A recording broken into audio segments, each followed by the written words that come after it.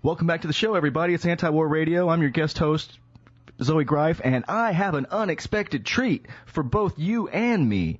I've got Eric Margolis on the other line. I didn't even think that would happen, but boy, it happened, and am I glad it did. Eric Margolis is an award-winning, internationally syndicated columnist. His articles have appeared in the New York Times, the Times of London. He's been on TV everywhere. He's written all these books. I mean, I could spend 10 minutes reading this guy's bio, but trust me, he's been there, he speaks the language, he knows that, and I am pleased as punch to talk with Eric Margolis. Welcome to the show, Eric. Thank you. Happy as ever to be back with you. All right. Well, I'm not Scott, but I'm going to do my best to ask you some good questions and learn some things and elicit some insight for the listeners. Now, you've got a bunch of articles that are really cool, and we could spend all kind of time talking about them. Your latest one at ericmargolis.com is U.S. trains its guns on China, and boy, I really want to hear about that. But even before we get to that, your second most recent article is Egypt headed for an explosion. And you're talking about the upcoming elections that are this week, I believe, and if I understand correctly, there somehow through chicanery or manipulation, the field has been reduced to two different candidates, one a Mubarak, stooge, remnant of the former regime, basically, and the other an Islamicist of some degree or stripe. And you write that if the wrong guy wins, Egypt could burn. Please fill in the details there, Eric, for me and the audience. Well, we are looking at a very exciting development this weekend. As you know, Egypt has been, since January of a year ago, Egypt has been in a state of tumult and kind of slow-motion revolution. And parliamentary elections were held, which were fair, the first in Egypt's history. They were really fair. The Islamists took two-thirds of the vote. That is, the mainstream, more moderate Muslim Brotherhood, which is mainly its leadership are mainly professionals, engineers, doctors, lawyers, and the more radical Salafists, who took about a quarter of the vote and who want to return to a state run entirely under Islamic principles. They took two-thirds of the vote. That's the parliamentary election. Now you have the first round of the presidential election. You have to bear with me on this because it's a bit confusing. And out of a whole bunch of candidates, many were disqualified by the Electoral Commission, which was in fact run by the Egyptian army, which holds the real power in the country and has been ruling Egypt now for 40 years. The Army's Electoral Commission disqualified some of the most popular candidates, including those of the Islamic groups. Left there, election was held, first round, and lo and behold, two people came out almost neck and neck, and that is a Muslim Brotherhood candidate, but a number 2 or 3 choice, a lackluster man named Morsi, and a former Air Force general named Shafiq, who is very closely aligned, was a member of the old regime, a former prime minister, a law and order man, a Mubarak man. How could a former Mubarak man come out equal with a Muslim Brotherhood man when the Islamists took two-thirds of the vote in the parliamentary election? I'm not a mathematician, Eric, but that doesn't add up. Rigging, clearly rigging, manipulation, money spread around. Now, on this weekend, we're facing round 2 of the Egyptian election, and which is going to determine who is going to be the new president of Egypt. I'll tell you, if there's more rigging, General Shafiq looks very likely to come on top. If he wins, you'll know the election has been manipulated and rigged. What do you think the reaction of the Egyptian people would be? It sounds to me like they're not fooled by any of this manipulation any more than you are. They're not. The only people who have been fooled is the Western media, which keeps talking to the wrong people and has no idea really what's going on in Egypt, because they only talk to people who say things they want to hear. Egyptians know that this whole process has been rigged. They know that the army still is in power, and that the police and the army are doing all kinds of nefarious things. One of the worst, by the way, which I saw myself when I was in Egypt, was the fact that they've pulled the police off the streets. Oh, no. There's encouraging lawlessness and violence? Is that what you're getting at? Exactly. In one of the world's, what used to be one of the world's safest cities, in spite of its poverty, Cairo, there's a crime wave hitting Cairo, and people are calling for law and order. We've got to have law and order, and that, of course, is helping the military candidate, General Shafiq, who's saying, "I'll crush them to pieces, these lawbreakers." It's very cynical. Wow, it's very that reminds me of Richard Nixon a little bit. I'm not even old enough to remember Richard Nixon, but it reminds me a little bit of What's going on in Egypt is much more blatant. And Egyptians are among the world's easiest going, most amiable people. They don't get riled up easily. But I see pressure building up in Egypt. And if the Muslim Brotherhood does not win the election, there will, I think, as I wrote, be a major explosion. Well, okay, two questions. One is, when is the election and when will we know the results? That's easy enough. And then please follow up. You used the scary word explode. What do you mean by that, Eric? Well, the second round of the election is due this weekend. How long it's going to take to count the vote, I'm not sure, because last time it took, I think, 10 days or something like that. Wow. Because of the fragmented nature of Egypt's voting patterns and districts. But I think we'll get some kind of inkling fairly early. And what could happen is that, I remember when Black Friday 1952, I believe it was, when the Egyptians rose up against their British rulers and burned parts of Cairo. Certainly British property in Cairo. So you're just talking about rioting and burning and looting and madness? That's right. Oh, man, I hope you're... Very angry. I hope not, but the way you describe it sounds like if they push their luck with this vote rigging, that does seem like it's almost inevitable, right? Well, so it seems to me.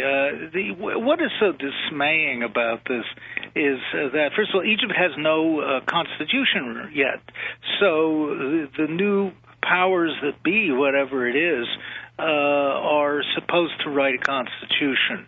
Will it favor civilian government? Will it favor the military? I'd be willing to bet it'll favor the military. That's a good bet. The secret police, the military police have just been given new powers. They're increasingly brutal. People are being arrested all over the place. The media is being intimidated. But behind all who's paying for the military government? It's $2 billion a year of aid from Washington that is the main contributor. And the Western nations that are always orating about the needs for democracy are, in fact, the U.S., Britain, France, Saudi Arabia, are secretly funding the Egyptian military junta and trying their best to keep it in power. So the Western NATO powers, I'm guessing, are backing the Mubarak guy to the hilt. We're using every bit of bribery and chicanery that they have perfected over the years. Is that kind of the thing? That's quite right. The same way that the Western powers supported Mubarak, who ran a very, very ugly dictatorship, brutal dictatorship, for 30 years. But aside from me and a few other rogue journalists, the only people who ever referred to it as a dictatorship were Arab opponents. Other than that, I mean, you never heard any American denunciation of Mubarak's dictatorship because, of course, he was our patsy there. He was our willing ally. Yeah, we're coming up on the break talking with Eric Margolis. This is Anti-War Radio. Mubarak had a state of emergency for 30 years, and it became a national joke, is my understanding. Like, where's the emergency on a sunny day in Egypt? Anyway, I'm not trying to ask you a question before the break. When we come back, we'll try to talk about Eric's latest article, U.S. Trains its Guns on China. Eric Margolis, Anti-War Radio. Stand by for more. Welcome back to the show. It's Anti-War Radio. I'm your guest host, Zoe Greif, and I just can't tell you how happy I am to be speaking with Eric Margolis. accomplished author, journalist, international. He calls himself a rogue journalist. I think that's a really good description. And just to provide a little closure on the Egypt thing, Eric, I hope that Egypt doesn't explode. I really do. Well, I hope not either. You know, it's a country of 81 million people where people are packed in like sardines into arable land the size of the state of Maryland. It's a powder keg. It's amazing it hasn't exploded before. And, of course, Egypt contains 1 out of every 3 Arabs in the Arab world is an Egyptian. So what happens in Egypt is of paramount importance. And that's why Washington has for so long kept Egypt a client state. It has been of great strategic importance, diplomatic importance, and under the Mubarak and before that Sadat regimes, it's been 100% obedient. I think as we go forward, this situation is going to change. Well, gosh, I don't know what to say. I'm not a praying type of guy much, but I just really hope that the worst doesn't happen like it looks like it's poised to maybe happen. Switching gears to more bad news, your latest article, U.S. trains its guns on China. I'm reading here in the middle of the article, you say, you write that a French admiral told you that the U.S. Navy's budget exceeds France's total defense budget, including all those NATO planes and all that shenanigans in Libya and all that. Is that really true, Eric? It is true. The only thing I could say is that the food is better in the French military. But he was citing that, the French admiral, to give me an idea of the size of America's military establishment. You know, the Pentagon, our military budget, which is close to, when you add in all the odds and ends of it, is close to $1 trillion, is equivalent to just about 50% of total world spending on the military. In other words, we spend half.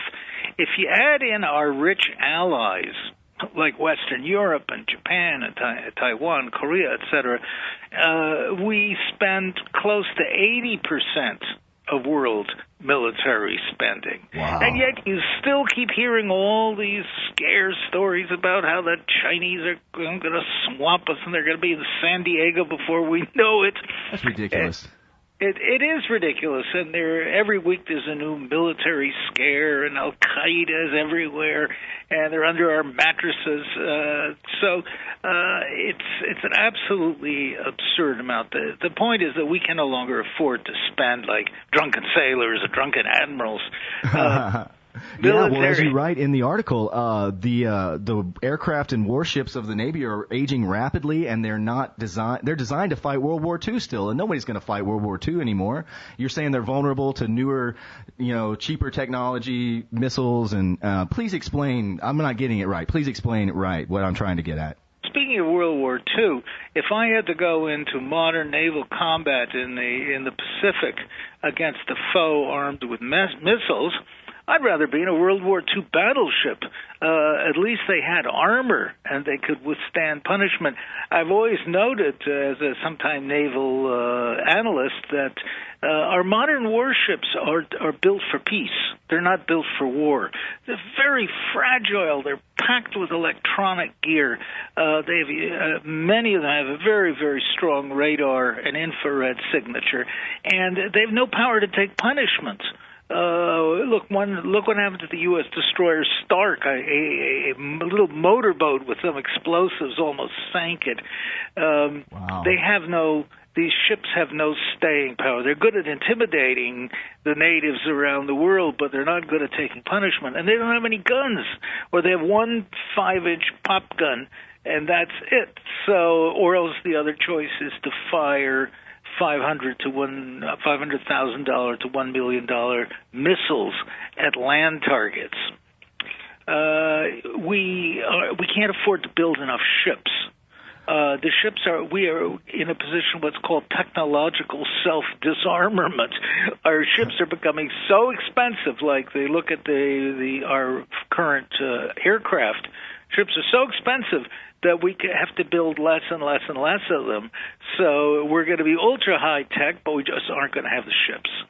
And as you write in your article, it seems like the Pentagon and the Navy know that, and they're strategy is just to park their aging fleet in the middle of nowhere and send the Air Force to go bomb everybody, right? That's what they're thinking they can do?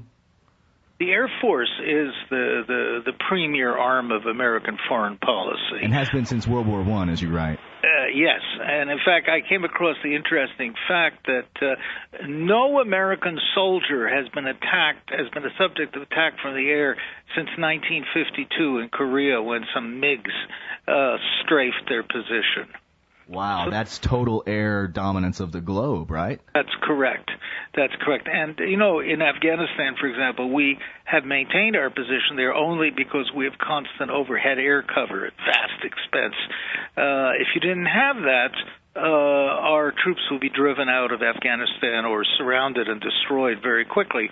So air power is the essence. But, the huge distances of the Pacific also need important air power, and you see air assets, air bases being revitalized. For example, we'll probably enter into a new defense agreement with the Philippines and with Japan, too, and South Korea.